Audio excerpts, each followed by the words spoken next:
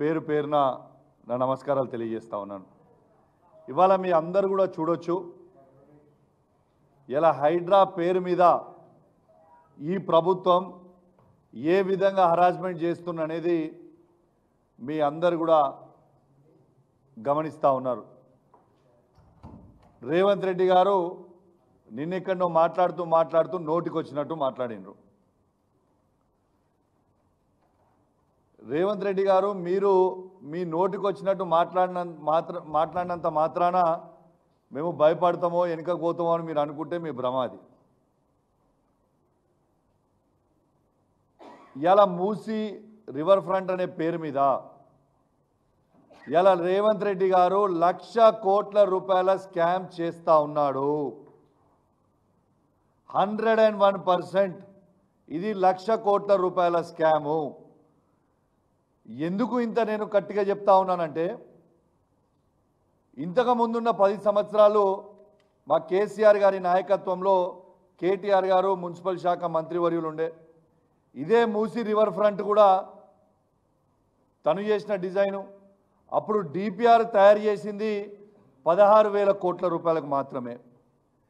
ఏ ఒక్క పేదవాడి ఇల్లు కూలగొట్టకుండా, ఏ ఒక్క పేదవాడికి ఇబ్బంది కాకుండా కేటీఆర్ గారు ఆ రోజు 16,000 కోట్ల రూపాయలకి ఇలా మూసి రివర్ ఫ్రంట్ డిపిఆర్ తయారు చేయించి దాంట్లో దాదాపు 3,800 కోట్ల ఎస్టీపీ ట్యాంక్స్ కూడా మొత్తం కూడా కంప్లీట్ అయిపోయినాయి. 545 కోట్లతోని అద్భుతమైన బ్రిడ్జ్లు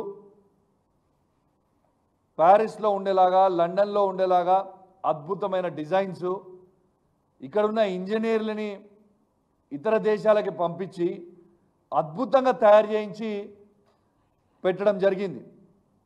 పెట్టిన తర్వాత ఇవన్నీ చేస్తేనే 16,000 కోట్లయింది. దాంట్లో 3,800 కోట్ల ఎస్టీపీ ట్యాంకులు మొత్తం కంప్లీట్ అయిపోయినాయి. ఇలా ఓపెనింగ్కి రెడీ ఉన్నాయి.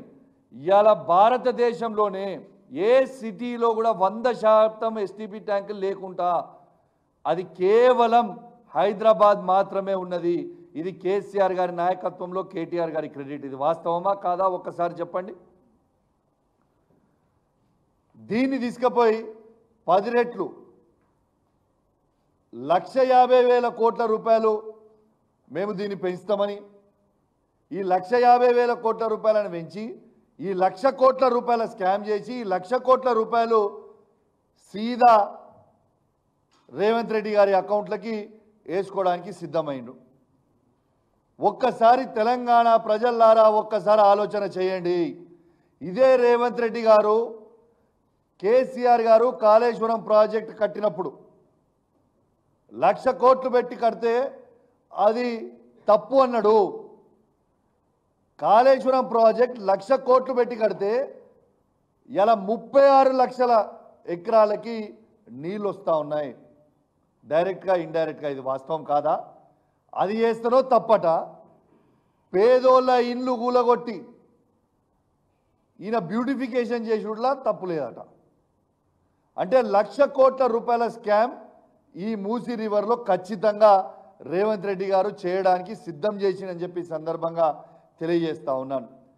ఇలా నిన్న మాట్లాడుతూ ఇంకో మాట మాట్లాడతాడు. కేటీఆర్ గారిదట, హరీష్ రావు గారిదట ఈపు చింతపండు చేస్తారట ఆయన. మరి నీ భాషల్లోనే చెప్తున్నా రేవంత్ రెడ్డి గారు, నువ్వు మొగోన్వే అయితే హైదరాబాద్లో ఏడికి పోదాం చెప్పు. కుక్కట్పల్లికి వస్తావా, నాగోల్కి వస్తావా, రాజేంద్ర నగర్కి వస్తావా, జియాగూడకు వస్తావా, ఇంకా ఏడ ఈ మూసీ రివర్ ఫ్రంట్ పేదోళ్ళ ఇల్లు కూలగొడుతున్నావో ఆడికి నువ్వు వస్తావా సెక్యూరిటీ లేకుండా రా. నువ్వు కేటీఆర్ గారిది, హరీష్ రావు గారిది ఈపు చింతపండు చేసుడు కాదు. ప్రజలు నీ ఈపు పుచ్చపండు చేయడానికి రెడీగా ఉన్నారా బిడ్డ. నువ్వు నోటికి వచ్చినట్టు మాట్లాడుతూ ఉన్నావు, నీ ఇష్టం వచ్చినట్టు మాట్లాడుతూ ఉన్నావు. నీ ఈపు పుచ్చపండు కావడానికి రెడీగా ఉంది. చాలా త్వరలోనే నీ ఈపు పుచ్చపండు ప్రజలే చేస్తారని చెప్పి సందర్భంగా తెలియజేస్తూ ఉన్నాను. ఇలా పేదోళ్ళ కళ్ళల్లో రక్తం చూస్తూ ఉన్నావు నువ్వు. ఇలా పేదోళ్ళ ఇండ్లు కూలగొడితే ఏమొస్తుంది భయ్ నీకు? నాకు అర్థం కాదు. గరీబోళ్ళ ఇల్లు కూలగొడితే ఏమొస్తుంది నీకు? వాళ్ళని ఎందుకు ఇబ్బంది పెడతా ఉన్నావు? నేను స్వయంగా కేసీఆర్ గారి నాయకత్వంలో కేటీఆర్ గారితో హరీష్ రావు గారితో నేను కూడా మా శాసనసభ్యులు అందరం కూడా కలిసి వాళ్ళిద్దరితో కూడా పోవడం జరిగింది. ఆడ ప్రజల బాధలు చూస్తూ ఉంటే నిజంగా బాధ అనిపిస్తూ ఉంది, గుండె బరువెక్కుతూ ఉంది. అసలు ఎందుకు ఈ శాడిజం చేస్తూ ఉన్నావు? ఇలా రేవంత్ రెడ్డి గారు ఒక సైకో సీఎంగా అయిపోయిండు. రేవంత్ రెడ్డి గారు ఒక సైకో అయిపోయిండు. పిచ్చోని చేతిలో రాయిస్తే ఎటు కొడతాడో తెలియదు అన్నట్టు ఈయన చేతిలో ప్రభుత్వం ఇచ్చిన తర్వాత ఎవరిల్లు కూడా కొడుతుండో ఆయనకే అర్థమవుతలేదు. అసలు చాలా చాలా బాధాకరం. ఇలా పేదోళ్ళ బాధ చూస్తూ ఉంటే చాలా బాధ అనిపిస్తూ ఉంది. వాళ్ళ ఉసురు ఖచ్చితంగా నీకు తాకక తప్పదు. ఖచ్చితంగా నీవు తీవ్రమైన పరిణామాలు ఎదుర్కోక కూడా తప్పదని చెప్పి సందర్భంగా తెలియజేస్తూ ఉన్నాను. ఇవాళ నేను హైదరాబాద్ కానీ తెలంగాణ రాష్ట్రంలో మొత్తం కూడా చెప్తా ఉన్నా. ఇవాళ రాహుల్ గాంధీ గారేమో బుల్డోజర్ క రాజ్ నై చలేగా అని హర్యానాలో ప్రచారం చేసిండు మొన్నటి దాకా, సారీ హిమాచల్లో. ఇవాళ ఈయన ఎక్కడ చేసిండు? ఈయన మొత్తము తెలంగాణలో బుల్డోజర్ క రాజే నడుస్తుంది కదా. నేను తెలంగాణ ప్రజలందరికీ కూడా చెప్తా ఉన్నాను, కేటీఆర్ గారు హరీష్ రావు గారు చెప్పినట్టు నేను కూడా మీ అందరికి కూడా విజ్ఞప్తి చేస్తూ ఉన్నాను. ఆర్బీఎక్స్ అని రాస్తుండ్రు. ఆర్బీఎక్స్ అంటే రేవంత్ బుల్డోజర్. అది పెయింట్ కొట్టి ఆడ కేసీఆర్ అని రాయండి. మీ జోలికి ఎవరికి వచ్చినా కూడా ఊకునే ప్రసక్తే లేదు. ఖచ్చితంగా ప్రతి పేదవాన్ని కేసీఆర్ గారి నాయకత్వంలో ఖచ్చితంగా కాపాడుకునే బాధ్యత మాది అని చెప్పి సందర్భంగా వాళ్ళందరికీ కూడా తెలియజేస్తూ ఉన్నాను. అదేవిధంగా నా హుజరాబాద్ నియోజకవర్గంలో పోయిన వారం రోజులలో హుజరాబాద్ పట్టణంలో ఉన్న గుండ్ల చెరువు దగ్గర ఉన్న ఇండ్ల దగ్గర సర్వే చేసుకొని పోయినరు. గోస్కుల చెరువు దగ్గర సర్వే చేసుకొని పోయినరు. జమ్మికుంట దగ్గర నాయిన్ చెరువు దగ్గర ఉన్న అంబేద్కర్ కాలనీ దగ్గర ఉన్న పేదవాళ్ళ ఇండ్లు సర్వే చేసుకొని పోయినరు. హౌసింగ్ బోర్డ్ సర్వే చేసుకొని పోయినరు.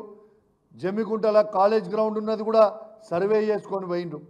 బిడ్డ చెప్తున్నా రేవంత్ రెడ్డి సాబ్, రాసి పెట్టుకో, మా హుజరాబాద్ నియోజకవర్గంలో ఏ ఒక్క పేదవారి ఇల్లు కూలగొట్టినా హుజరాబాద్ అగ్ని గుండం అవుతుంది బిడ్డ, చెప్తున్నా, తస్మాత్ జాగ్రత్త అని చెప్పి చెప్తా ఉన్నాను. నేను అధికారులను కూడా హెచ్చరిస్తా ఉన్నాను. మీరు రేవంత్ రెడ్డి చెప్పిండని చెప్పి వీడికి వచ్చి నా హుజరాబాద్ నియోజకవర్గంలో ఏ ఒక్క పేదవాని ఇల్లు కూలగొడితే నేను మీకు చెప్తున్నా, ఒక్కరు కూడా గల్లీ నుంచి బయటికి పోరు. రాసి పెట్టుకోండి. మిమ్మల్ని ఏ పోలీసోడు కాపాలని లేడు, ఏది కూడా ఆ బుల్డోజర్ బయటికి పోదు, ఎవ్వరు కూడా బయటికి పోరు. మా హుజరాబాద్ నియోజకవర్గంలో ఏ పేదవాని ఇల్లు ముట్టినా అగ్ని గుండం అవుతుంది, తస్మాత్ జాగ్రత్త అని చెప్పి హెచ్చరిస్తా ఉన్నాను. అధికారులకు కూడా చెప్తా ఉన్నాను, ఎక్స్ట్రాలు చేయకూరి మీరు. ఇవాళ ఆంధ్రాలో ఇట్లనే అధికారులు ఎక్స్ట్రాలు చేస్తే ఏమైందా, 3 డీజీపీ ర్యాంక్ సంబంధించిన ఐపీఎస్ ఆఫీసర్లని సస్పెండ్ అయినరు. రేపు మళ్ళా కేసీఆర్ గారు వచ్చిన తర్వాత రాక ఎట్టు పరిస్థితి తప్పదు. 100% కేసీఆర్ గారు మళ్ళా ఈ తెలంగాణ రాష్ట్రానికి ఖచ్చితంగా ముఖ్యమంత్రి అవుతారు, అలా డౌట్ ఏం లేదు. కేసీఆర్ గారు వచ్చిన తర్వాత ఇవాళ ఏ అధికారులు ఎక్స్ట్రాలు చేస్తుర్రో మీ అందరు కూడా జైలుకు ఒక తప్పని పరిస్థితి అవుతుంది.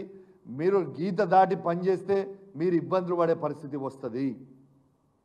నేను చెప్తున్నా, మీరు అనుకుంటున్నారేమో ఏమవుతుంది, ఏది పర్మనెంట్ కాదు, గుర్తుపెట్టుకోండి. మీరు రూల్స్ ప్రకారం చేయరు తప్పితే అసలు వాస్తవంగా చెప్పాలంటే అసలు వీళ్ళు కూలగొట్టుడు ఏందో నాకు అర్థమవుతుంది. మొన్న మా కిషోర్ గారు చెప్పారు, ఆల్రెడీ హైకోర్టు జడ్జిమెంట్ కాపీ ఉంది, ఏ పేదోని ఇల్లు కూలగొట్టొద్దు అనేది హైకోర్టు జడ్జిమెంట్ కాపీ ఉంది. వీళ్ళు చేసే పని మొత్తము it is contempt of court. వాళ్ళ జడ్జిమెంట్కి దిస్ ఇస్ ద ఫ్యాక్ట్. ఎందుకు ఇబ్బంది పెడతా ఉన్నారు పేదోళ్ళని? నేను దయచేసి చెప్తా ఉన్నాను, ఎవ్వరు కూడా భయపడకండి.